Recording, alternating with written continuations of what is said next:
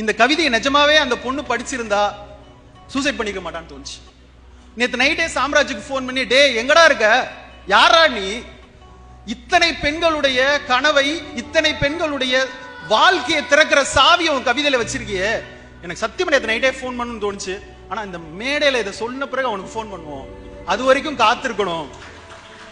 சத்தியமா நேத்து இரவு முழுக்க நான் தூங்கல. அது காரணம் இந்த கவிதை. சத்தியமா சொல்றேன், தமிழக அரசு ஒரு வேண்டுகோள், இந்த கவிதையை பள்ளிக்கூடத்தினுடைய பாடத்திட்டங்களில் சேருங்கள். ஒரு பொண்ணும் சூசைட் பண்ணிக்க மாட்டா, ஒரு பையனும் சூசைட் பண்ணிக்க மாட்டான்.